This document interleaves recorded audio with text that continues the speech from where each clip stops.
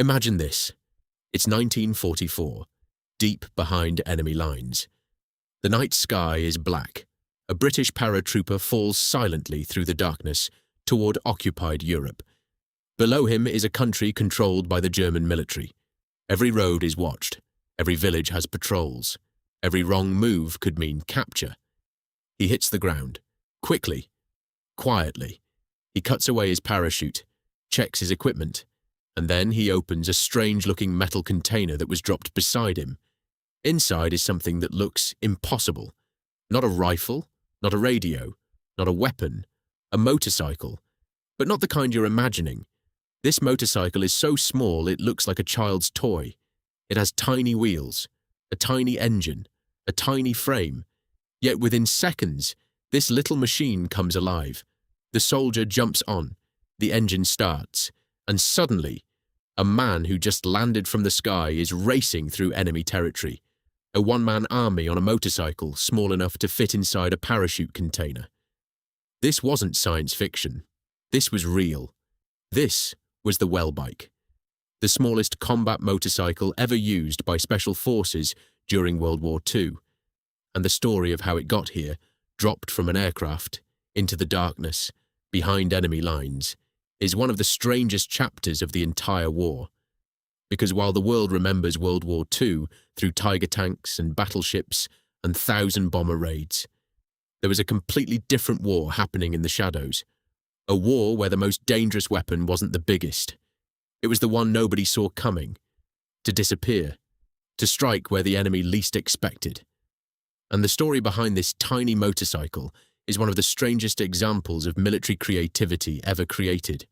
Because the question wasn't, can we build a powerful machine?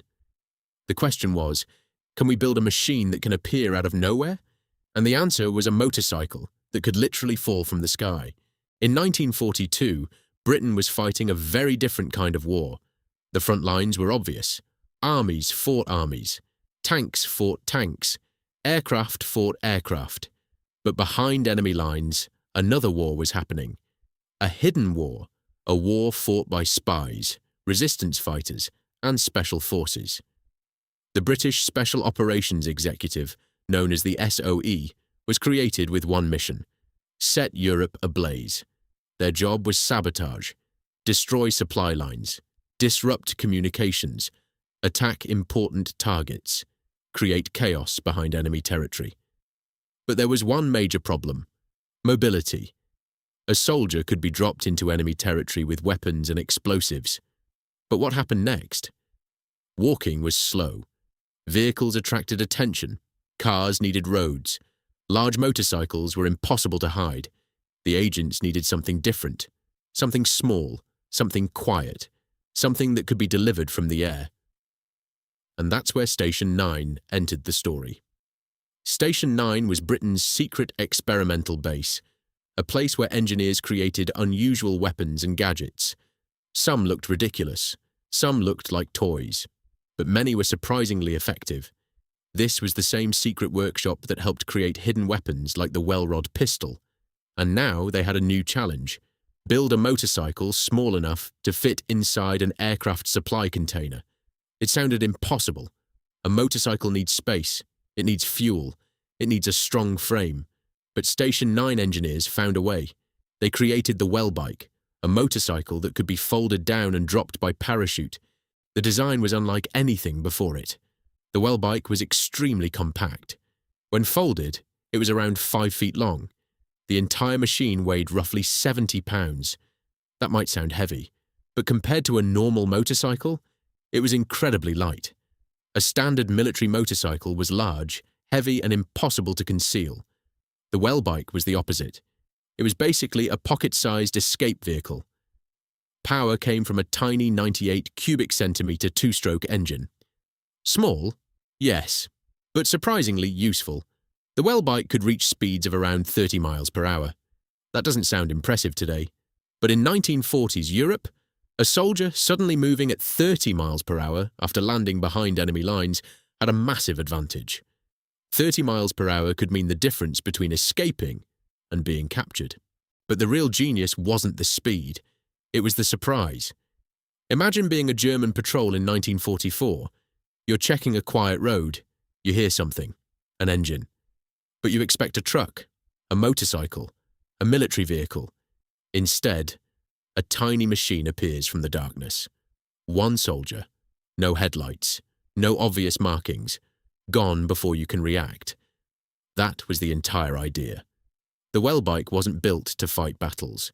It was built to create moments. A few minutes of advantage, a few miles of distance, enough time for a mission to succeed. So, how did it actually work? The process was simple. A paratrooper would jump with his equipment. Nearby, a container carrying the Welbike would also be dropped. After landing, the soldier would locate the container, open it, pull out the folded motorcycle, attach a few parts, start the engine, and in theory, within seconds, he was moving. No waiting for vehicles, no searching for transportation, no depending on locals. A special forces soldier could arrive alone, and leave alone. That was revolutionary. But here is where the story becomes more complicated. Because the Welbike was brilliant, but it was not perfect.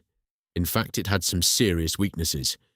The fuel tank was tiny, the range was limited, the motorcycle was not comfortable, it struggled on rough terrain, and because of its small size, it could be difficult to control. Riding it was not exactly like riding a normal motorcycle. It was more like balancing on a mechanical bicycle with an engine attached. Some soldiers loved it, others hated it. One problem was especially dangerous. The Welbike was designed for speed and escape, but not for carrying heavy loads.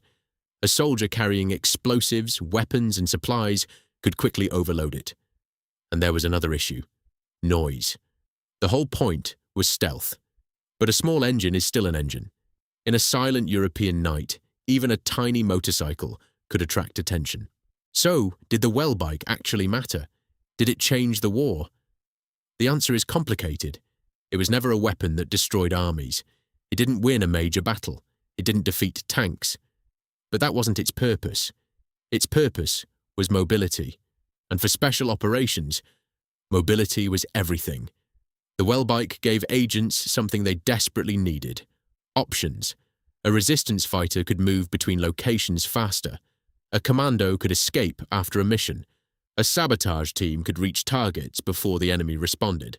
Small advantages create big results, especially in secret wars. The Welbike saw use with airborne forces and special operations units. It appeared during operations connected with the liberation of Europe. It was used in places where speed and surprise mattered.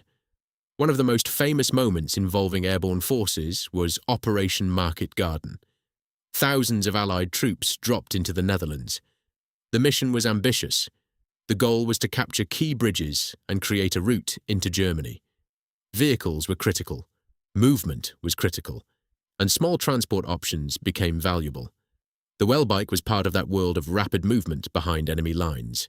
But perhaps the most fascinating part of the Welbike's story is what it represents.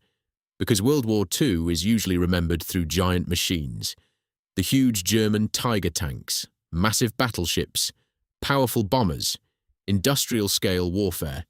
But hidden underneath that was another side of the conflict, a war of creativity, a war where engineers asked, what if we think differently? The Germans built bigger. The Allies often tried to become smarter. Sometimes the most effective tool wasn't the largest. Sometimes it was the strangest. A pistol disguised as something harmless, a device hidden inside an everyday object, or a motorcycle small enough to fall from the sky. Around 4,000 Welbikes were produced. Many were never used in the dramatic way people imagine. Some were tested. Some remained in storage. Some went to training units. But their impact was larger than their numbers, because they showed a new approach to warfare. Special forces didn't always need more firepower. Sometimes they needed more freedom, more speed, more unpredictability. After the war, the Welbike disappeared into history. Modern armies moved toward larger, more advanced vehicles. Helicopters changed airborne operations. Special forces received better equipment. The tiny motorcycle became a strange footnote. But today, it remains one of the most fascinating inventions of World War II, because when you look at it, you see something almost impossible. A motorcycle inside a container, falling from the sky, carried by a soldier into the most dangerous places on Earth. A machine that was too small to be powerful, but clever enough to become legendary.